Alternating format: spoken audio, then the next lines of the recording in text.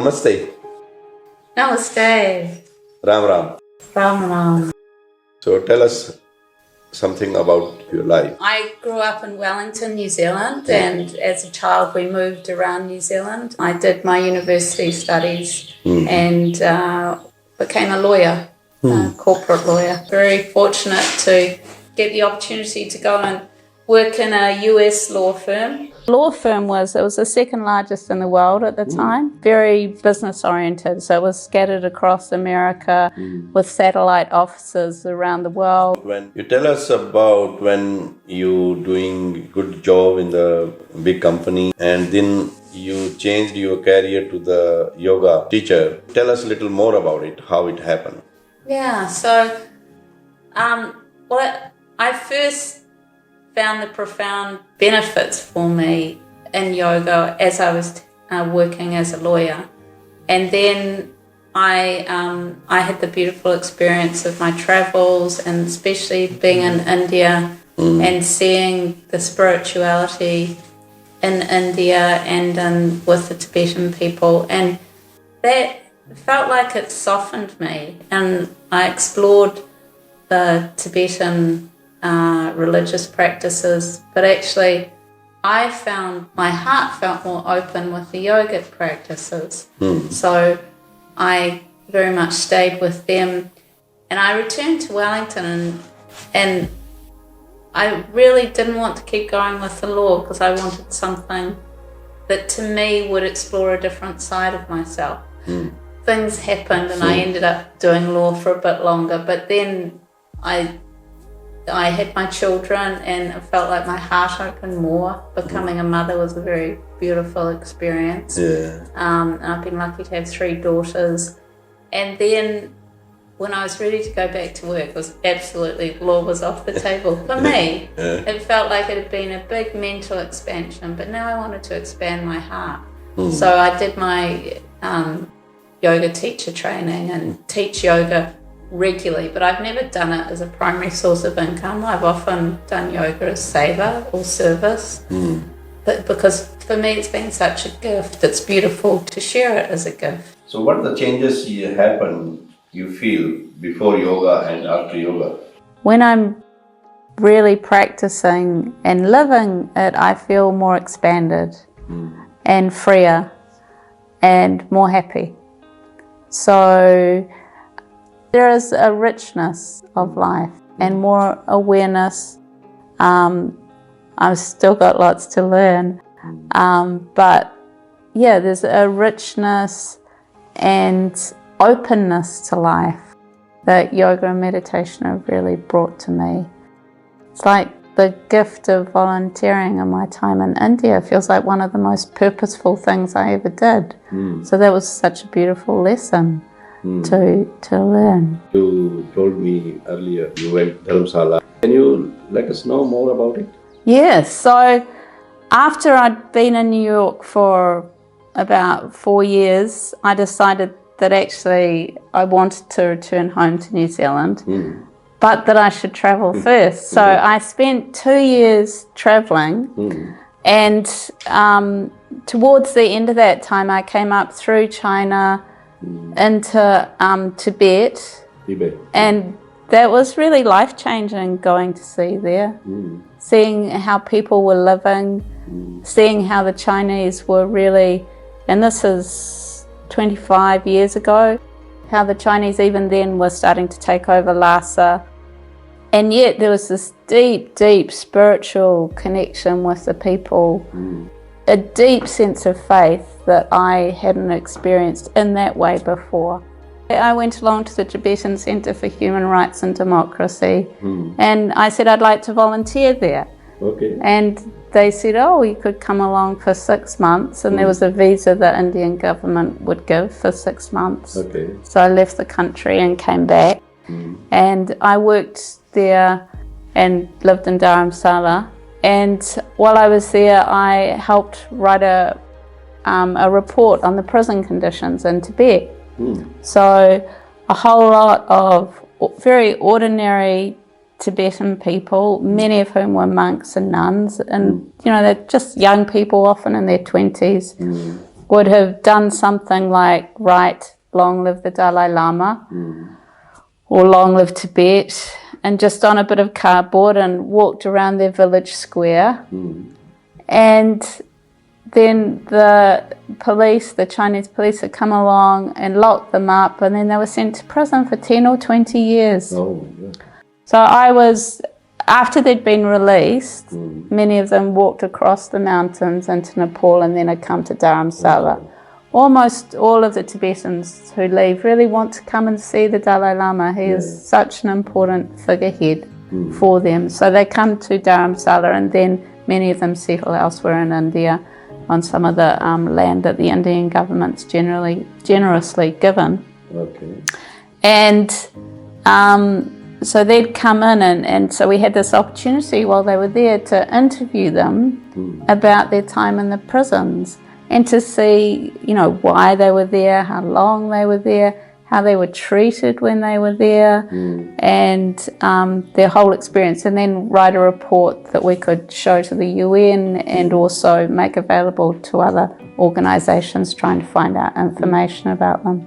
So it was such an honour, and for me as a person, I grew so much through that opportunity, because when you've got a very humble person who just wanted to express the love for her spiritual leader who's been locked up and tortured, sharing their story with you, it was really touched me to help me understand, you know, what growing up in a democratic country had given me, the human rights that I thought everyone had. We don't all have that, so to really appreciate that and to appreciate the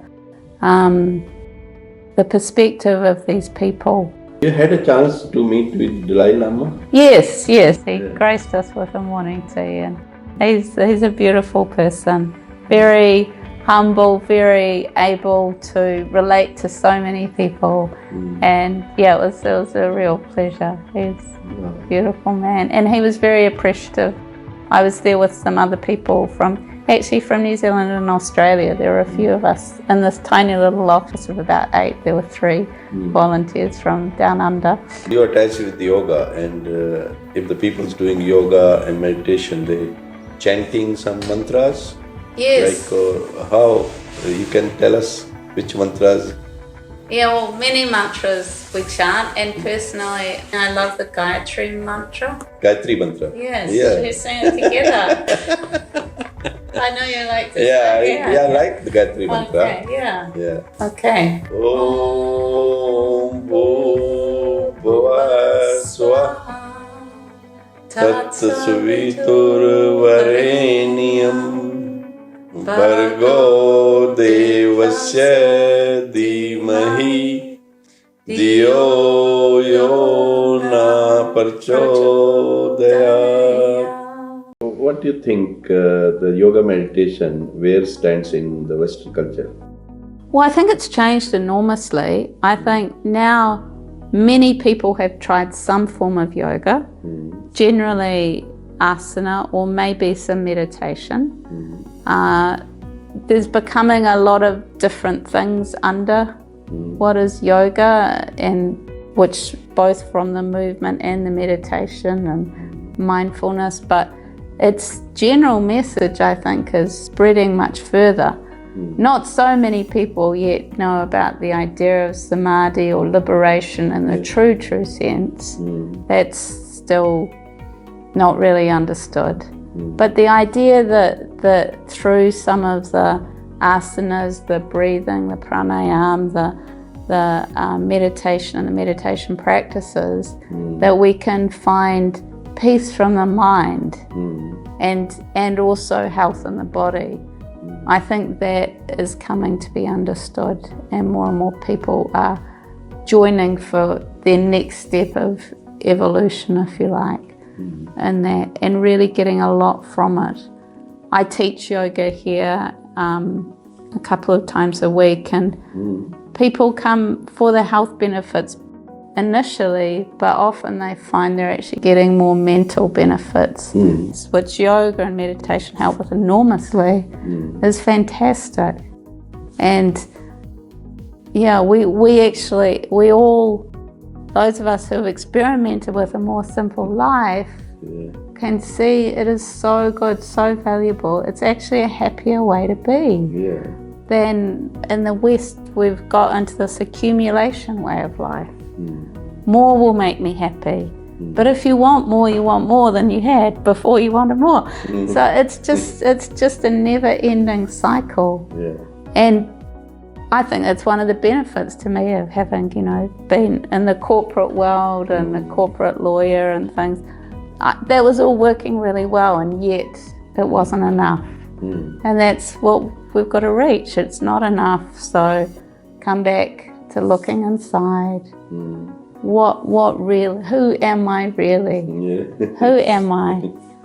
It doesn't matter what I'm experiencing. Who am I really? And who is everyone around me? And this is really the true message of yoga. A lot of people from all over the world wanted to go India. So what advice or message you wanted to give them? Well, go. First of all, go. I think it's wonderful. For myself, I loved the times where I was more settled. I found, as a Westerner, going, like the train stations, it's frantic. There are so many people, and yeah, it's quite bewildering.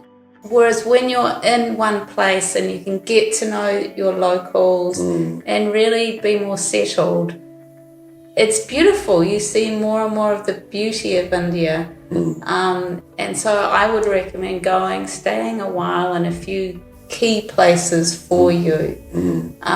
Having said that, you have to go to Agra.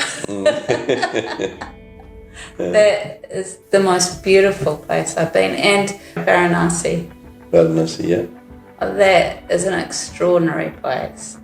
Just being on the Ganga River, the Ganges, and the guts are on fire and the body's being cremated. And I don't know, there's a timelessness about the experience that you don't often have. You know this has been happening for millennia and will probably still happen in millennia. And that's an incredibly rich experience. What the message you wanted to give, general message to the your listeners? I'd like to say, whoever and wherever you are, you're doing just fine, and love is with you.